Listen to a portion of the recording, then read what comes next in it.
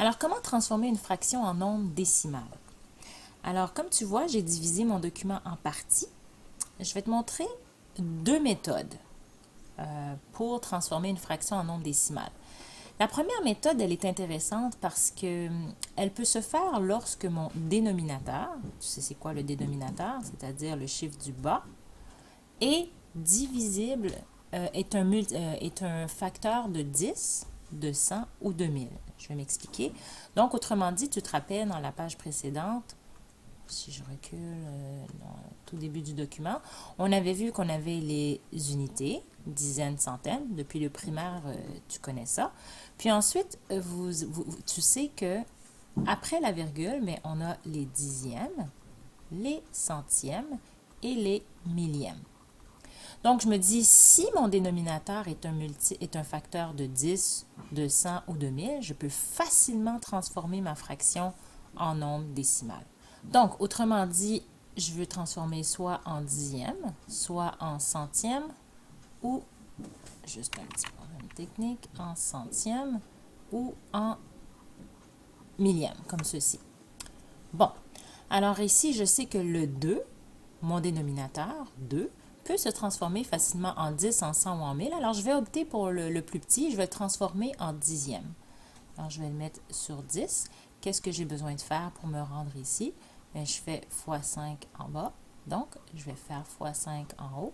Et facilement, je sais que ça représente 5 dixièmes. En nombre décimal, bien, c'est 0,5. Une position après ma virgule. Ce sont les dixièmes. 3/4, je peux faire le même jeu.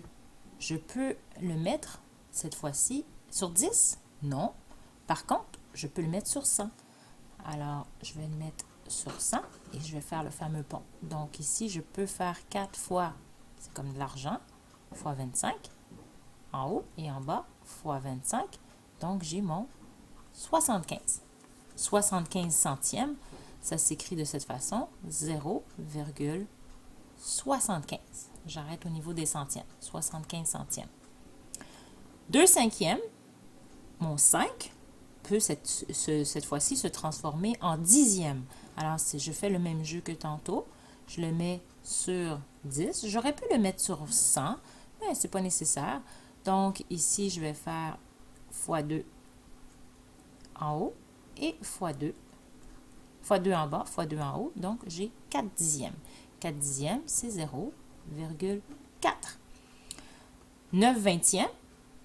Est-ce que je peux me rendre en dixième? Je pourrais diviser par 2, mais là, je n'aurais pas un beau chiffre au numérateur, en haut.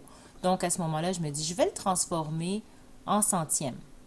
Alors, je me mets sur 100 et je sais que je peux passer du 20 à 100 facilement en faisant fois 5, fois 5. Alors ici, j'ai 45 centièmes qui s'écrit comme ça, 0,45. 7 sur 24, 25. Encore une fois, je sais que je peux transformer mon 25 en 100. J'espère que tu le sais, hein? 4, 25 cents. Fois 4 en bas, fois 4 en haut. Alors ici, j'ai 28. Donc, ça me donne 0,28 en nombre décimal. Alors, dans des cas comme ceux-là, c'est très facile à transformer la fraction en nombre décimal. Par contre, lorsqu'on rencontre des fractions comme 2 tiers, alors 2 tiers, je ne peux pas transformer mon 3 en dixième, en centième ou en millième. Alors à ce moment-là, je n'ai pas vraiment le choix de faire la division à crochet. Parce que 2 tiers, c'est en fait quoi? C'est 2 divisé par 3. Alors je le fais. 2 divisé par 3 sur le côté. Tu sais que ça ne rentre pas. Alors c'est 0. À ce moment-là, je vais rajouter un 0 pour continuer ma multiplication pour savoir cette fois-ci combien de dixièmes peuvent rentrer. Alors j'ai 20 divisé par 3, ça me donne combien de dixièmes? Alors ça m'en donne 6. 6 fois 3, 18. Il me reste 2. Là, je veux continuer à nouveau. Je vais rajouter un 0 et je vais voir que 20 divisé par 3, ça rentre encore une 6 fois. Donc, 6 fois 3, 18. Il me reste 2. Et je pourrais continuer ainsi de suite parce qu'il va toujours me rester 2. Alors, c'est la façon de trouver notre nombre décimal. Alors, ma réponse ici, c'est 0,66 périodique. 3 divisé par 8, même principe, je ne peux pas transformer mon 8 en dixième, centième ou millième. Donc, je vais être obligée de faire le même jeu qu'ici. Je vais travailler sur le côté. Alors, je vais écrire en vert cette fois-ci. Donc, je vais faire 3 divisé par 8. Alors, ça, c'est 3 divisé par 8. Ça ne rentre pas. Donc, je vais mettre ma virgule pour pouvoir continuer. Je rajoute mon 0. 30 divisé par 8, ça rentre combien de fois? 3 fois. 24. Il me reste 6. Je continue ma division en rajoutant un 0. 60 divisé par 8, ça rentre 7 fois. Alors, 7 fois 8, 56. Il me reste 4. Je veux continuer encore. Je rajoute un 0. 40 divisé par 8. Et voilà, je finis par terminer dans ce cas-ci. 5. Alors ici, je sais que ça donne 0,375. Évidemment, tu aurais pu faire le jeu, le même jeu ici, en faisant 7 divisé par 25, tu aurais trouvé 0,28. Mais quand on a un dénominateur qui se transforme déjà facilement en dixième ou en centième, ben, on utilise cette technique, ça va beaucoup plus vite que de faire la division en crochet. Alors, on continue. Cette fois-ci, si je veux faire le prochain, j'ai 5 sur 9. Ben, 5 sur 9, c'est tout simplement 5 divisé par 9. C'est trop petit, ça ne rentre pas. Donc, je rajoute un 0. 50 divisé par 9, ça peut rentrer 5 fois. 45, il me reste 5. Là, si je veux continuer, je rajoute un autre 0. 50 divisé par 9, ça rentre encore 5 fois. Alors, je pense que je vais avoir le même pattern jusqu'à la fin. Oups, excusez, 50 moins 45, 5. Alors, ça, ici, ça va me donner 0,55 périodique. Le 5 continue indéfiniment. Maintenant, le troisième cas, c'est le cas où je mange plus qu'une tarte. Ici, 23 sur 4, on s'entend que j'ai vraiment mangé plus qu'une tarte. Alors, j'ai mangé combien de tartes? Tu sais comment faire, transformer un nombre fractionnaire en une fraction en nombre fractionnaire. J'ai mangé 4 tartes et qu'est-ce qui me reste? Et 3 quarts. Alors ici, tu peux t'y prendre de deux façons. Je vais vous montrer. Alors, tu peux faire 23 divisé par 4, tout simplement. Alors, on va y aller avec le 23 divisé par 4. 23 divisé par 4, ça rentre 5 fois. Est-ce que j'ai dit 4 fois? Je me suis trompée. J'étais dans la lune. Désolée. Je vais juste effacer ici. Alors ici, je me suis trompée carrément. Donc ici, ça donne 5 fois et 3 sur 4. Donc 5 fois 4, 20. Voilà. Alors ici, il me reste 3. Donc ici, je veux continuer. Pas de problème. Alors on va y aller. On va mettre notre virgule. On rajoute un 0. 30 divisé par 4. Alors cette fois-ci, ça rentre 7 fois.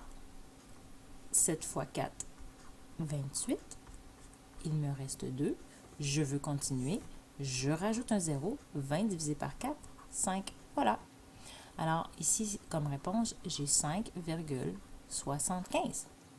Mais ce que tu aurais pu faire, tu aurais pu aussi dire, ben, vu que je sais que ça, 23 quarts, c'est 5 et 3 quarts, je vais écrire 5 entiers en partant.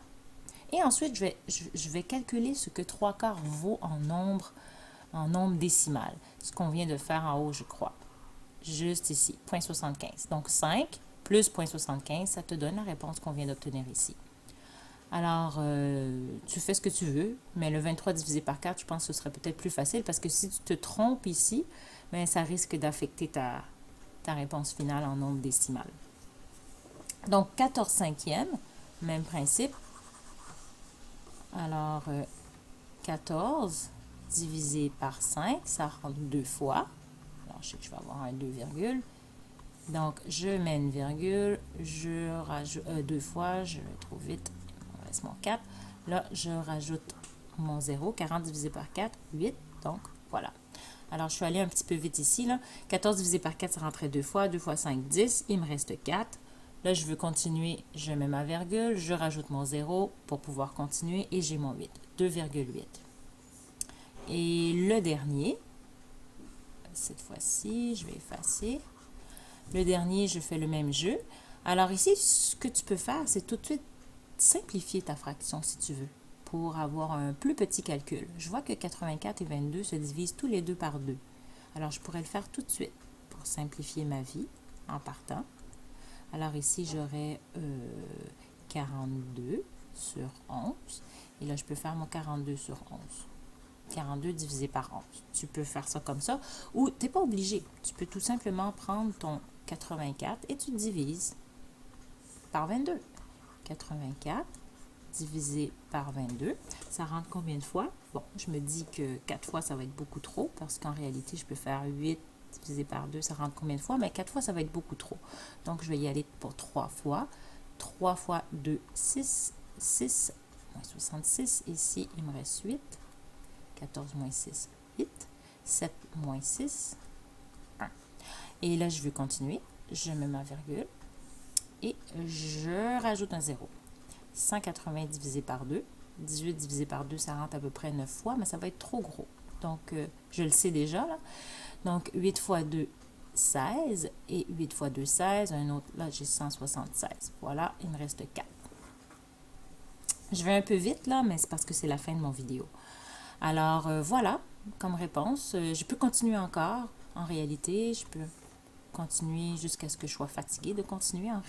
40 divisé par 22, ça rentre une fois parce que 2 fois, c'est beaucoup trop gros. 22. Et tu continues ainsi de suite. Alors, je peux arrêter ici. Je pourrais dire, la réponse, c'est environ 3,8. OK, si j'arrondis au dixième. Oui, je vais devoir te parler d'arrondir, là, mais prochaine vidéo. Alors, à la prochaine.